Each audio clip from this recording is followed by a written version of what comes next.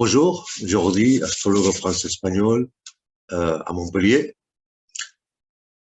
Je vais donc commencer, comme j'ai fait la présentation précédemment, je vais donc commencer par la série Hémisphère et Cadran.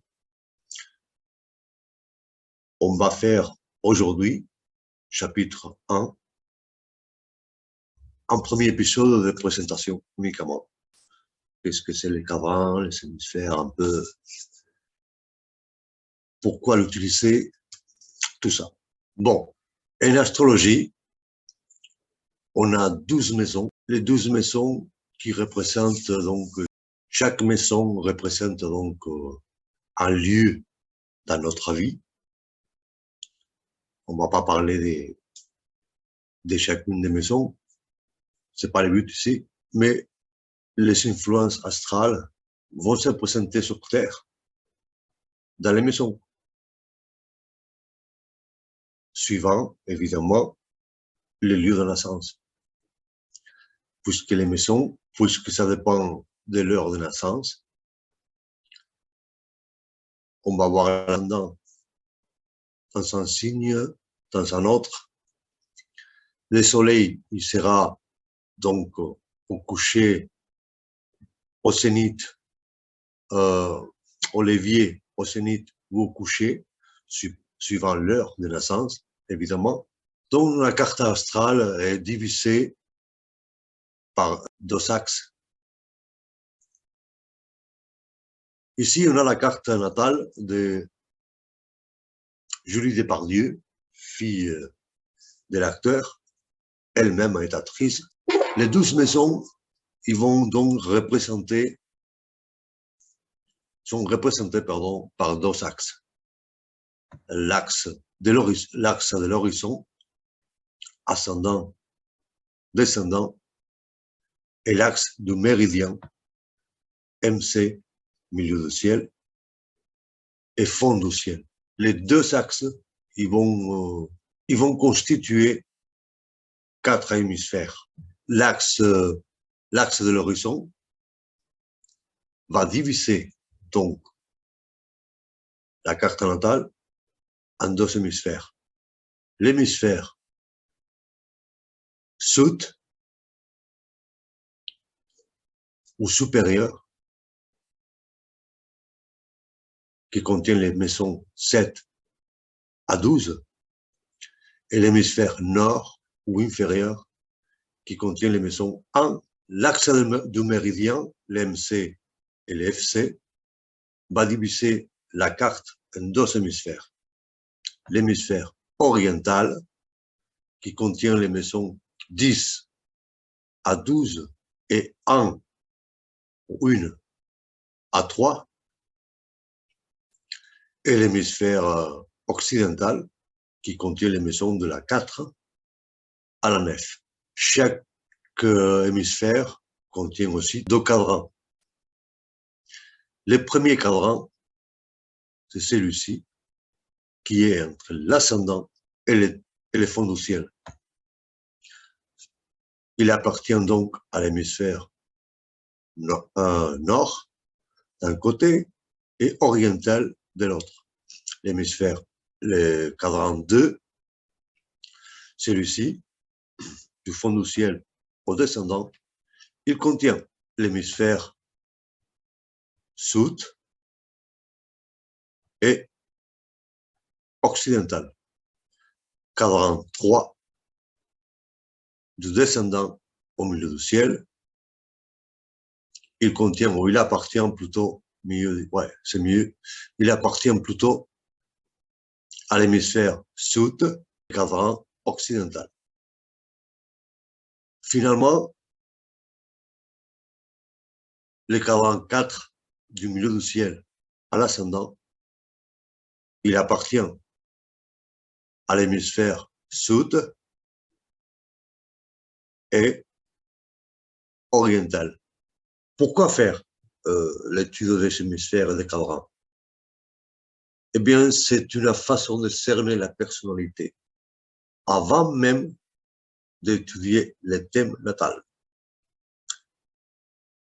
On on fait une structure générale qui s'appelle, dans la structure générale, on va étudier les hémisphères et les cadrans, où sont placées les planètes, quel hémisphère, quel cadran va dominer. Ensuite, on peut faire le dessin planétaire avec les mêmes objectifs, quel type de dessin, quel type de personnalité ça donne. Puis, on va étudier les qualités et les éléments. Quelle qualité, quel élément du thème va dominer pour cerner un type de personnalité générale, on va dire.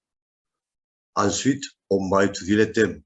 La plupart d'astrologues utilisent l'ascendant, le soleil, la lune d'abord, et après les maisons. Moi particulièrement, non. Je commence par l'ascendant. Parfois le soleil aussi. La lune, jamais. Je la mets toujours comme appartenant à tel signe et telle maison. Donc, je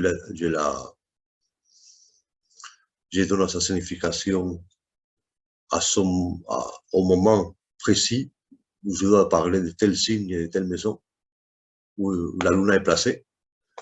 Mais ce n'est pas particulier pour moi. Tout le monde a des sentiments, tout le monde a des émotions.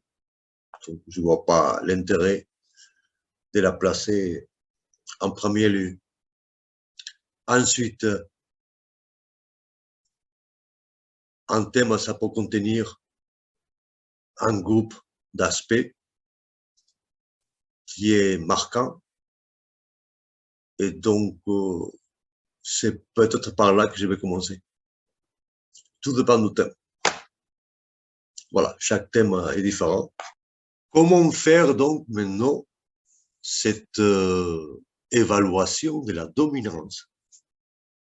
Deux méthodes.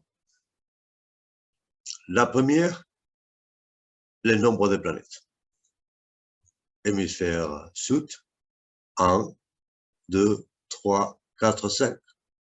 Hémisphère nord, 2, 3, 4, 5, à égalité. Dans l'oriental, on en a 4, plus 2, plus 3, pardon, 7, contre 3 dans l'occidental. Donc, il y a dominance orientale. La deuxième méthode, c'est donner 2 points au soleil, 2 points à la lune, et 1 point à tout le reste. Ici, il n'y a pas de différence puisque la lune est là, le soleil de l'autre côté. Il y a donc 7 points, 6 points contre 6.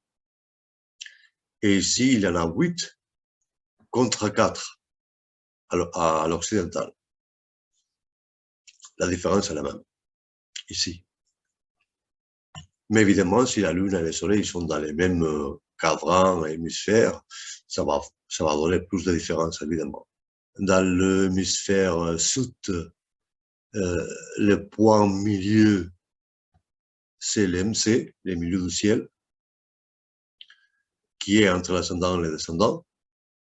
Pour l'hémisphère nord, c'est le FC, fond du ciel, qui est entre l'ascendant et le descendant. Pour l'hémisphère oriental, c'est l'ascendant, donc la référence qui est entre le milieu du ciel et le fond du ciel.